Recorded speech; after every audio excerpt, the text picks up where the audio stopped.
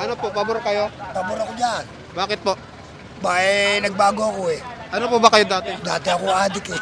Ano po yung masasabi mo sa mga nagsasabi, lalo na sa hearing sa Congress na marami daw pinatay si Duterte, na yung mga adik daw pinapatay? Matitigas sa ulo. Ayaw mga magsitigil eh. Di tama lang yun. Pabor ba kayo sa ginawang war on drugs ni former President Duterte? Oo. Bakit po? Kasi yung tito ko, nagda-drugs yun. Pero yun, parang may chance naman pagbabaguhin, kaso hindi talaga siya nagbago. Hindi naman sinasabing deserve niyang mamatay, pero yung kasi, alam mo yun, binigyan ka na ng chance, pero hindi mo ginawa. Yun. Sir, bilang Pilipino, Yes po. pabor ka ba sa ginawang war on drugs ni former President Duterte? Opo, pabor na pabor po. Bakit po? Kasi po, nung time na po ni President Duterte po, mas na-minimize po yung mga drug users po at saka yung mga drug lord po. Tsaka naging safety po yung ating bansa. Compare ngayon na mas dumadami na naman sila. So yan po. Sige po, thank you.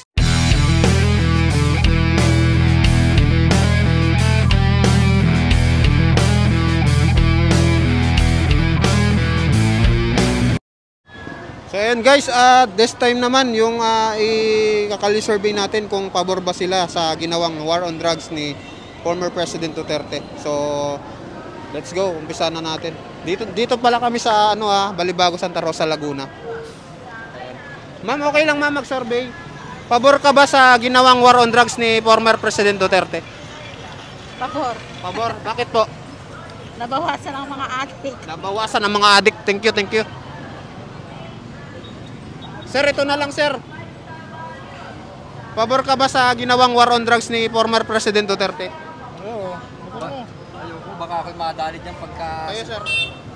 Opinion nyo lang. Pabor o hindi? Hindi ko maaasabi sir. Ayun, thank you. Salamat po. Ma'am, okay lang ma'am. Sino? Ma'am, okay lang, survey. Pabor ka ba sa ginawang war on drugs ni former President Duterte? Hindi. Ayun. Thank you. Ma'am, okay lang survey. Pabor ka ba sa ginawang war on drugs ni former President Duterte? Malilate. Sir, survey lang. Pabor ka ba sa ginawang war on drugs ni former President Duterte? Hindi ko po. Hindi. Thank you.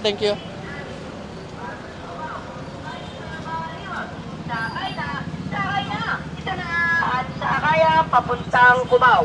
Cubao. Sir, okay lang sir. Pabor ka ba sa ginawang war on drugs ni former President Duterte? Ay, pabor na pabor. Pabor. Bakit po? Ha? Bakit? Hindi naman pwede yung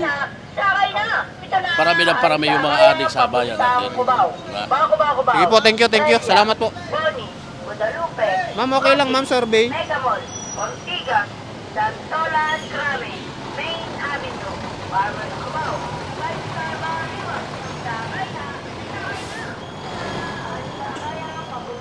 Sir, okay lang sir, survey. Pabor pa kayo sa ginawang war on drugs ni former President Duterte? Pabor, bakit po? May takot yung mga adik. May takot ang mga adik. Kayo po? Ganun din. Ganun din. Kayo sir, pabor ba kayo? Pabor. Pabor. Siyempre, nabawasan eh. Nabawasan ang droga. Siyempre, may takot sa kanya. Opo. Kaya maganda rin yung ginawa niyang pamamalakad. Sige po. Thank you. Salamat po sa inyo, sir. Ma'am, okay lang ma'am. Pabor ka ba sa ginawang war on drugs ni Duterte? Hindi.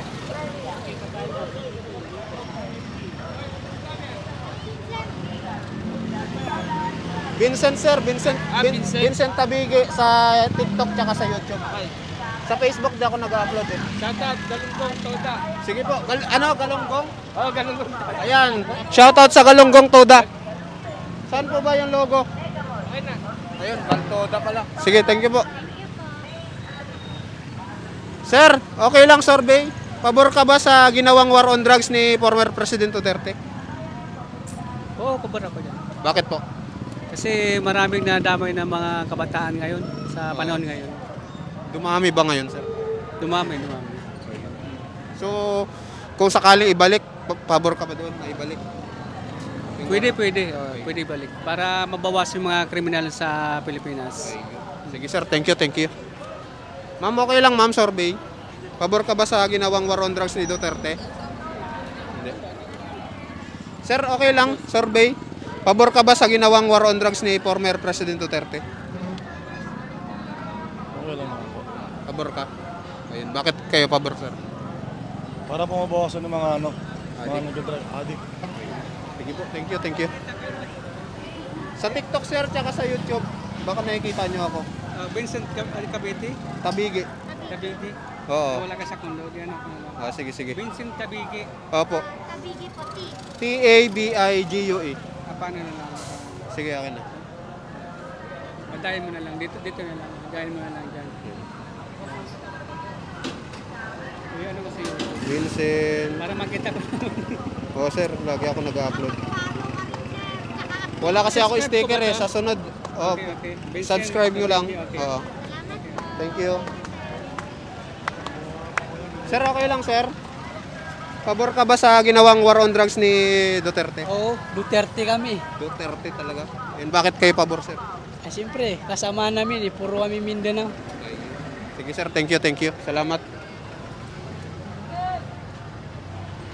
Bossing, survey lang, pabor ka ba sa ginawang war on drugs ni former President Duterte?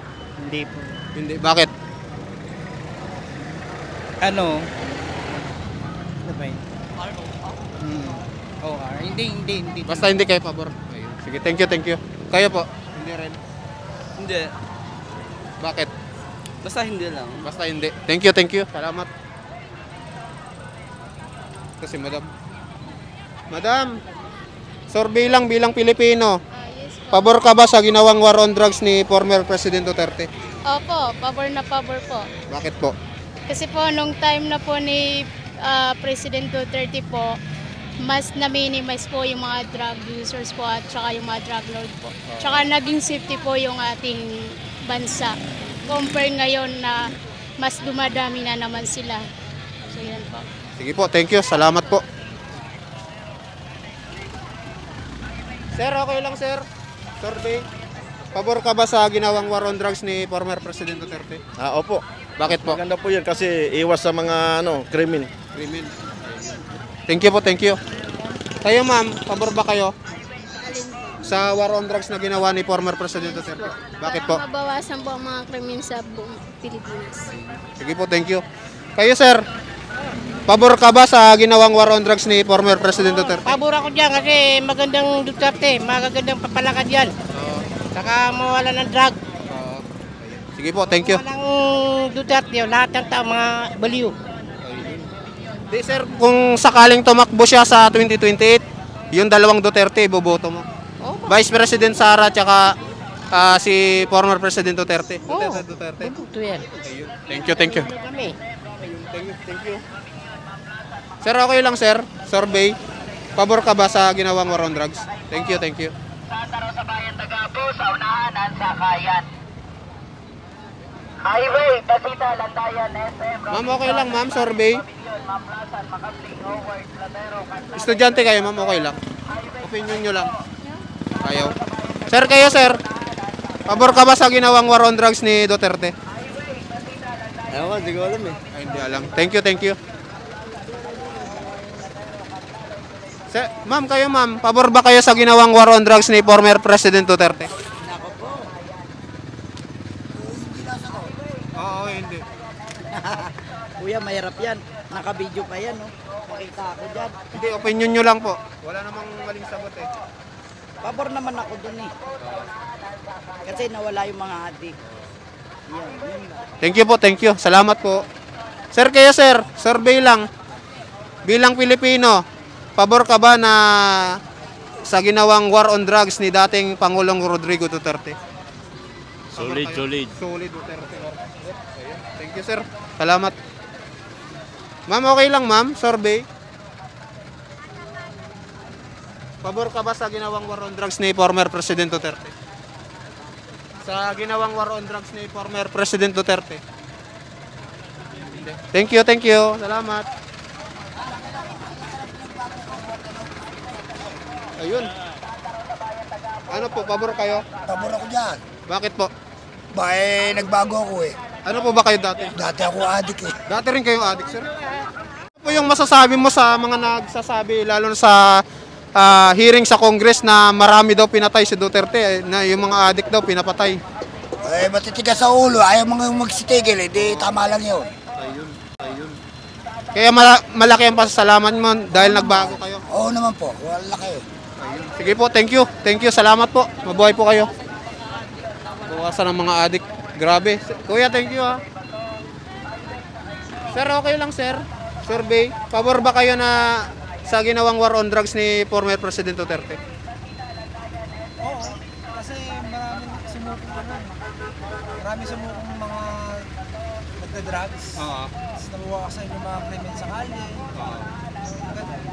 Sige po, thank you. Salamat. Kayo sir. Ayun na sir. Thank you. Doon tayo. Salamat po. Thank you, sir.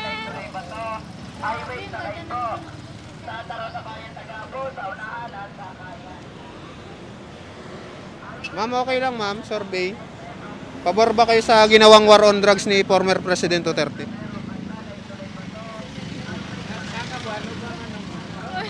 Ayaw ni ma'am. Kayo sir, pabor ba kayo? Oo naman. Bakit po? Kasi mas ano siya eh, yung kung ano yung gusto niya, pwedeng mangyayari eh. Kaya Duterte pa rin kami. Duterte pa rin. Thank you po, thank you. Salamat. Sayang estudyante, no? Ano yun natin, interviewin. Ma'am, okay lang ma'am. Survey, pabor ka ba sa ginawang war on drugs ni former President Duterte? Sorry. Ano daw? Hindi ko narinig.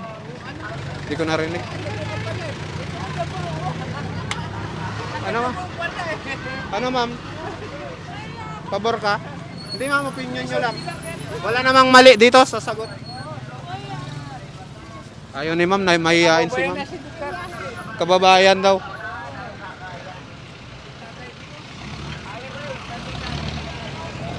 Ma'am, okay lang ma'am, survey.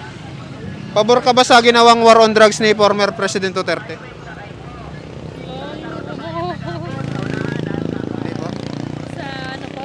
Sa war on drugs na ginawa niya sa Pilipinas. Hindi, bakit po? Kasi hindi niya ganong naiimbestigahan, parang ano yung decision niya. Basta-basta yung decision niya. Parang wala sa tamang process yung ginawa niya. Sige po, thank you. Salamat po. Ma'am, kayo ma'am. Ma'am, ikaw ma'am. Bilang Pilipino, pabor ka ba sa ginawang war on drugs ni dating Pangulong Rodrigo Duterte? Ano pa? Oo.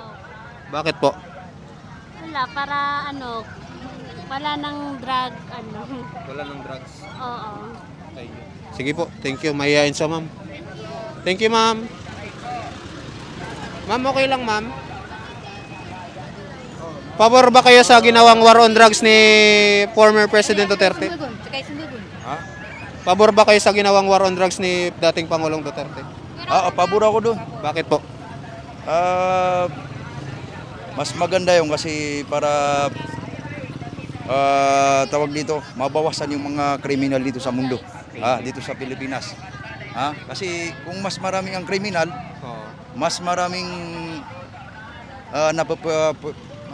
perwisyo ng mga sibilyan, di ba? Tulad ng mga babae. Di makalabas ng ano kasi pwedeng may mangyari sa kanila, di ba? Mga rape, gano'n.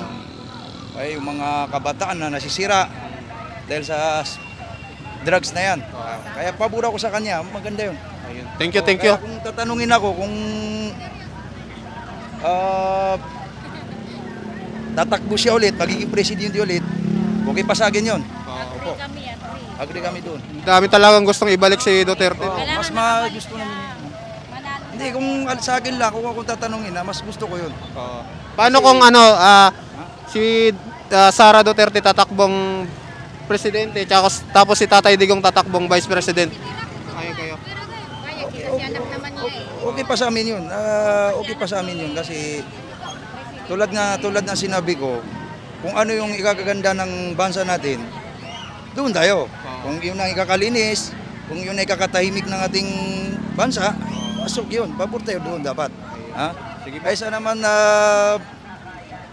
tawag dito, ang ano natin, namumuno sa atin ay hindi nga ginawa yung ginawa ni Duterte, pero talamak naman yung, di ba, mga nangyaring krimen dito sa ating bansa. Ha? Sige po, thank you. Salamat po, ma'am. Thank you, thank you. Yung sinabi ko, totoo yun ha, walang ano yun ha. Okay. Sige po, thank you. Salamat po. Ma'am, okay lang ma'am, survey. Yan, thank you. Ilang minutes na yan, may? 14? Sir, okay lang sir, survey. Pabor ka ba sa ginawang war on drugs ni former President Duterte? Wala akong masabi. Ayaw. Thank you. Sir, okay lang sir. Pabor ka ba sa ginawang war on drugs ni former President Duterte? Ayaw. Thank you. Kayo ma'am. Kasi sir. Sir. Survey lang sir. Pabor ka ba sa ginawang war on drugs ni dating Pangulong Rodrigo Duterte? Hindi. Bakit po? Normal, buhay ng tao yun eh. Thank you po, thank you. Salamat. Sir, kayo sir. Pabor ka ba sa ginawang war on drugs ni dating Pangulong Rodrigo Duterte? Ano yan? Pabor ka ba sa ginawang war on drugs ni dating Pangulong Rodrigo Duterte? Oo. Bakit po? Hindi. Basta Duterte. Ha? Basta Duterte. Oo, basta Duterte ako. Ayun. Thank you. Salamat. Ma'am, okay lang ang survey. Ma'am, okay lang ma'am. Survey. Pabor ka ba sa ginawang war on drugs ni dating Pangulong Rodrigo Duterte? War on drugs? Oo. Hindi po. Ayan, thank you. Sir, kayo sir. Pabor ka ba sa ginawang war on drugs ni dating Pangulong Rodrigo Duterte? Bakit po? Basta pabor kayo. Thank you.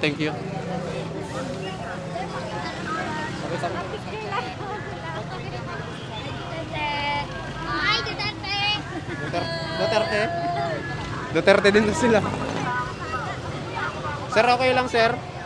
Pabor ba kayo sa ginawang war on drugs ni dating Pangulong Rodrigo Duterte? Hindi ko alam, boss. Hindi alam. Thank you. Ma'am, kayo ma'am. Bilang Pilipino ma'am, pabor ka ba sa ginawang war on drugs ni dating Pangulong Rodrigo Duterte? Maganda naman sana kung wala lang yung mga extrajudicial killings. Ayun. Yan ang ating inaasam, na walang droga kasi masama ang epekto. Pero pag mas madaming namamatay kesa doon sa namamatay na drug lord. Ay, hindi maganda. Sige po, thank you. Salamat po. Ma'am, kayo ma'am. Pabor ba kayo sa ginawang war on drugs ni former President Duterte? Oo. Bakit po? Kasi yung tito ko, nagda-drugs yun. Pero parang may chance naman pagbabaguhin, kaso hindi talaga siya nagbago. Hindi naman sinasabing deserve niyang mamatay, pero yung kasi, alam mo yun, binigyan ka na ng chance, pero hindi mo ginawa. Yun. Sige po, thank you. Bata pa lang ako, nakikita ko nagda-drugs yung tito ko eh. Di ba? Nakakatakot. Thank you po.